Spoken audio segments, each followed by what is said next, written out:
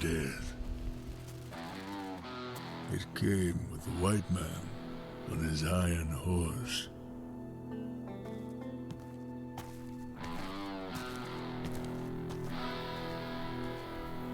White man brought with him corruption, greed, vanity, ignorance. He killed on holy ground, and the Great Spirit has abandoned this place. The dead can no longer leave the mortal realm. Restless and enraged, they wander the earth, craving the warmth of living flesh. A fate worse than death, undeserving even for a stupid white man. Light still flickers within you, stranger. Go now, leave this place. May the Great Spirit take pity on you. May your soul find peace in the spirit world.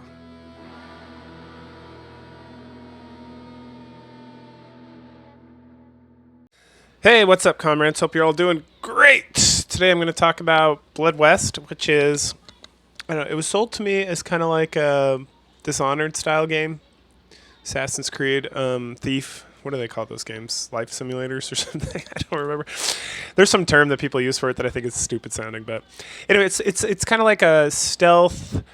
God, there's so many things going on. Okay, so it's like a stealth first person adventure game, or action game, I should say. But there's also mechanics of like the rebirth after you die, the resetting after resting. You got to do a lot of fetch quests. There's a lot of MacGuffins in this, and there's three parts. So and if you can't tell by the tone of my voice, I did not enjoy this game at all. Like, I cheated almost instantaneously because it was so janky, right? And I'm not saying the game is bad per se. It's just not something I would want to play. But I played it, and so we're going to talk about the story. But just in terms of gameplay, like, there's like a progression system, but it's one of those like slapped on progression systems where you get like incremental bonuses for like killing a certain amount of dudes. It's almost like you look at the system of like a Dark Souls, right? Which I compare it because it has a lot of that kind of like wishing it was more like Dark Souls kind of situation going on, where they just took like random elements and slapped them in this, and they're just not implemented that well. So when you die, you go back to your bonfire, which is just like a sleeping sack in like certain areas. And then it respawns all the enemies, or you can go rest and it respawns the enemies. But just like the stealth mechanic is like, it's kind of, it really drags the game on. So if I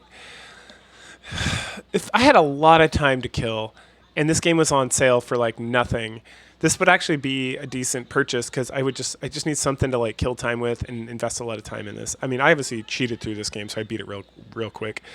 But even cheating, it was like annoying to play, because the game is like, go get this thing, and you go to the area to get this thing, and it's like you're wandering around in exact looking like caves, and the whole thing is super dark. And I tried messing around with the gamma and the brightness, and maybe it's just my PC, or maybe I'm retarded or just didn't care, but I could not get it into a situation where I felt like I was having like a good time. Like constantly I was like staring at the screen, trying to determine stuff.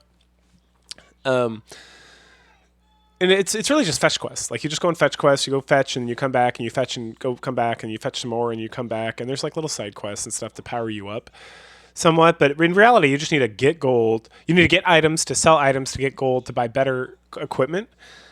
And that's the main progress. Like I said, you can gain experience, and you can get like skill points, and use those skill points to make yourself like incrementally better. But it's incrementally better in not a way that like feels satisfying, in my personal opinion. And I was reading some stuff online, and some guys were talking about how OP you can be at the end of the game, and I was like, sure, whatever. But like, nothing about the game is that hard. You just got to kind of be a sneakopotamus a little bit, because once if you're in an area and you like alert the bad guys, they like come at you in droves, and they just like beat the shit out of you. But you really never have that much hit points. Like, you go down pretty quick. So the ideal situation is to sneak around and stealth. But I never felt like that involved with that whole situation. And then when I started cheating, I was just like, whatever. What are you going to do? So that's Blood West. I would not recommend it at all. Like if you're looking for, like if you love Dishonored and Thief, and to some extent like the original Assassin's Creed games, and you just want more of that, I still wouldn't recommend this. It's just, I don't know. Some people online seem to really love it, so good for them. I'm not trying to say anything about that. Like people like what they like, but for me, it's just like it's a hard no. Like I'm good, bro. Okay, so let's get into it. So we start off and we get some lecture from some Indian about the white man. Yep. And we learn that the Great Spirit left the land so that the dead are walking around and stuff. And then we see this Indian shaman guy like dragging a cowboy up a ridge and then resurrecting him or something. And this is the character we play as. We play as some like random undead cowboy guy. So at that point we walk over and find this totem, and the totem is like the main interacting tool that like sends us on quests to go get things and then return to him. And we learn that we're undead now, and the whole area sorry, excuse me, has been infested with some sort of like dankness or whatever, and that we were like a famous or notorious like gunman for hire or something, and that but no, now we're like a nobody, and the whole world is like in apocalypse mode or whatever, or like this area and like the rot or whatever that's experiencing here is like spreading, and so that we were summoned to free the world of like this rot or the poison spreading or something like that. And then once we do that, we can leave this earthly realm and go to like heaven or hell or something. And then we get like a tutorial cavern where we learn about sneak attacks, learn about sound and visual sneaking. And at that point, we get out to like an open world of sorts. So we move forward. We find the Indian guy resurrected us. And he is like a non-existent character. Like I tried chatting with him. He sells us some stuff if we want. And then we never interact with him again. He does give us a quest, like a side quest to go check on like where his people used to be, and when we go check on his people, they're all dead. So excuse me. So you can do that to get some like experience or whatever. Oh my gosh, sorry, I'm kind of sick. So at that juncture, okay, then we talk to the totem, and he advises us where to start. So he's like, go to this church and pick up a chalice. So we head to the church, get the chalice, take it back to the totem. He's like, oh, some French guy drank blood out of this chalice, the blood of the Indians, and that's part of like what brought the darkness here in the first place. The totem said, yeah. And then like literally, so if you listen to my stuff, I can be very casual when it comes to remembering like characters' names or people that are not super relevant to the story or whatnot, or even people that are super relevant that I just forget their names. But no, the totem literally is like, some French guy drank the blood out of this totem. And I was like, it's kind of funny. Anyway, next up, we got to go to a fort. Whatever the fort, it holds a skull. We take it back to the totem. And this is the cause of the curse. And something about like the commander of the first forces that came here, he came and led them to get some gold, and the gold was cursed. And so now we go to the mines to find this cursed gold. So we go there, we find this large cursed gold nugget. We return, the totem like waxes poetic about the curse on the gold and stuff, and how the curse involves leading mortals to the deepest parts of the mine where they die. So now he can taste the filth, and we need to head to the canyon with a special item so that we can destroy like the source of all the evil. So at that point, we can head to the final boss. The totem also is like, hey, if you find me a bunch of gold, and not like gold like the money gold, like just like gold pieces or gold nuggets, he'll like let us power up. But because whatever, I'm cheating. I just run and like jump into the canyon and kill this thing like real quick.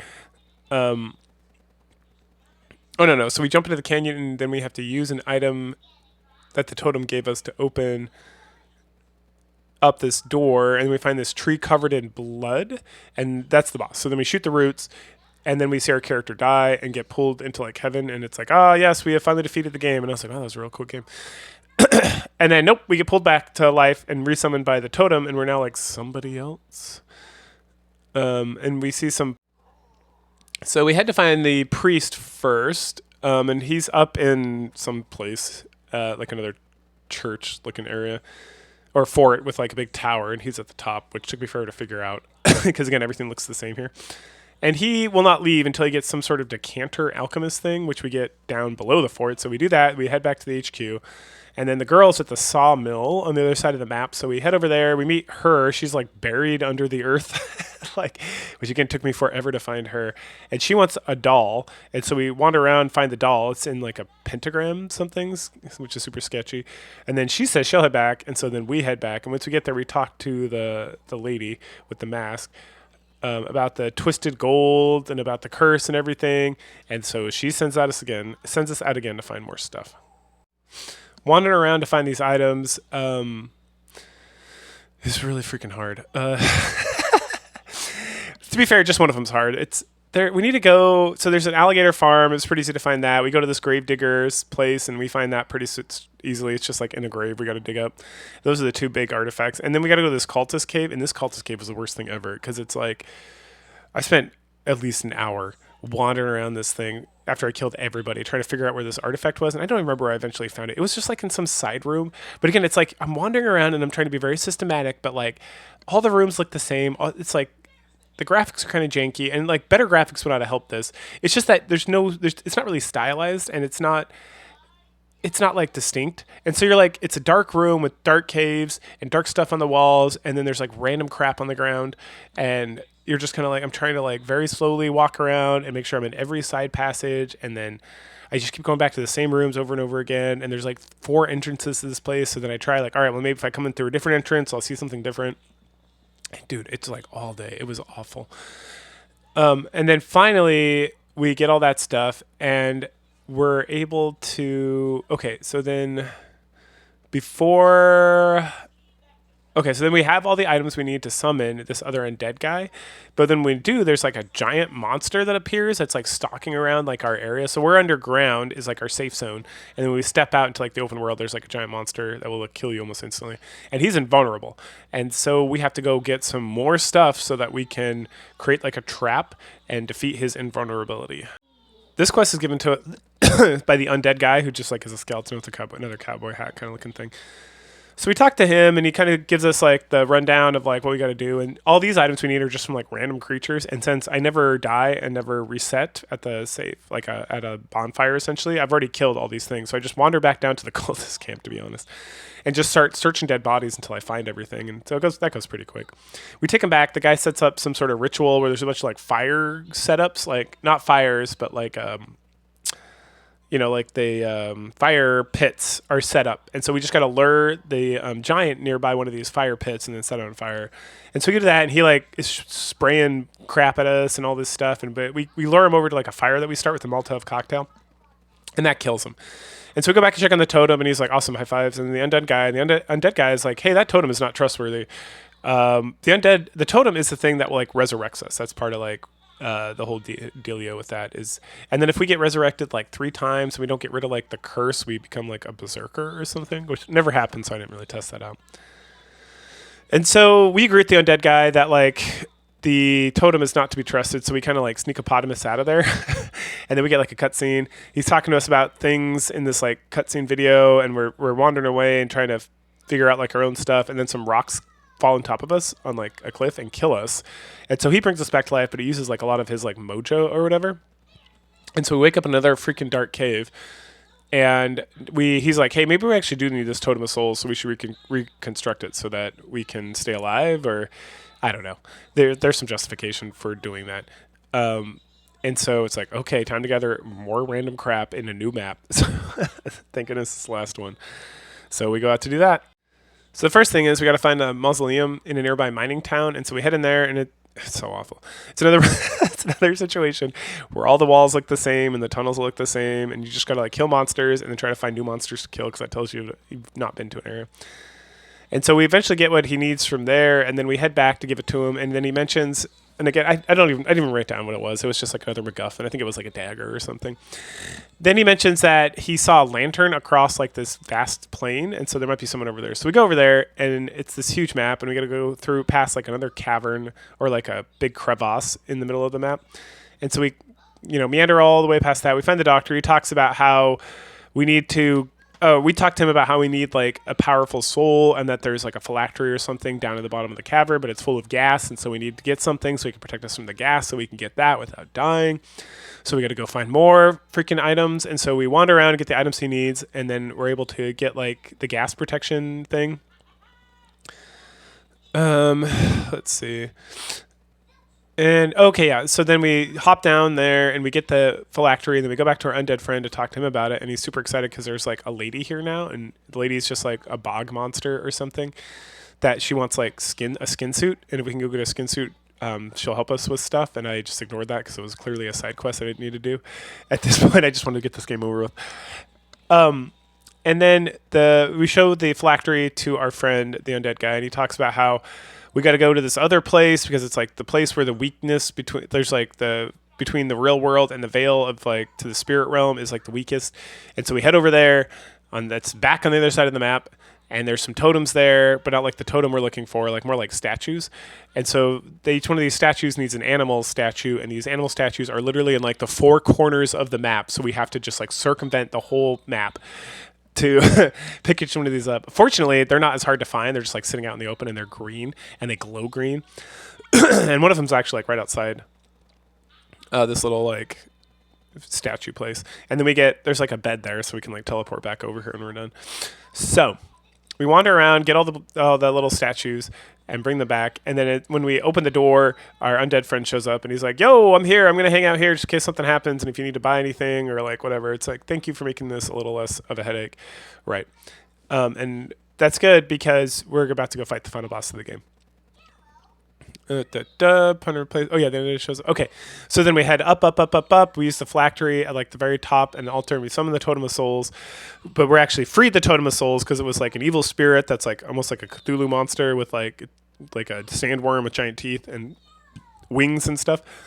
And so we get to fight this giant monster, and once we kill it, and it was super easy. And apparently, like that's not just because I'm cheating. Apparently, it's super easy according to guys online that I was reading about.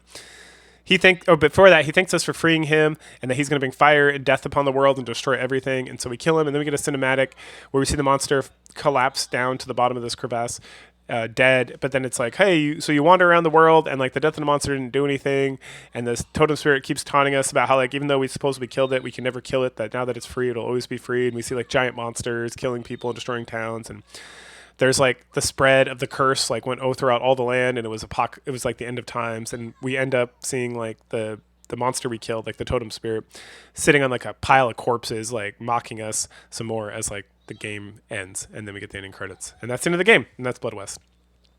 Not a recommend at all. Again, you might like it, yeah. It is not my cup of tea at all. It was a slog to beat, even cheating. It was a huge slog to beat. Like just like every time I turned it on, and I beat it in like maybe like 4 or 5 hours, right? But the reason it took so long to beat is because of just like it's hard to find stuff. Like, like if you could easily pack. I bet you could easily pack like 10 to 20 hours in this thing if you're like actually playing it. And like I don't know if there's a difficulty setting. I don't think there was. But just trying to like sneak around and do all the side quests and stuff, you probably get a lot of time out of this if you're into that kind of thing. But again, it's visually unappealing, and not because the graphics are kind of janky. It's more so just it's not stylized by any stretch of imagination. It's like I compare it kind of like, and maybe because it's called Blood West, to Blood, the first person shooter from like the '98, right? Which was awesome and super fun. Is in like if you look at that, that's kind of like the level of graphics, but like it was so much more stylized in a way because it was each level was different, and there was like interesting stuff going on, and it was like bright enough to see what was going on, and you weren't just like in caves and then more caves and then more caves and then you're back in more caves and then like the same looking towns that are just ruined with the same enemies, right? So it got like very repetitive and kind of boring, and I think that was even a complaint I saw, is like there's no real reason to like replay this once you played through it, because once you've seen it, you've seen it. So yeah, that's Blood West. Go ahead, like, share, subscribe, comment, and I will catch you guys later. Bye.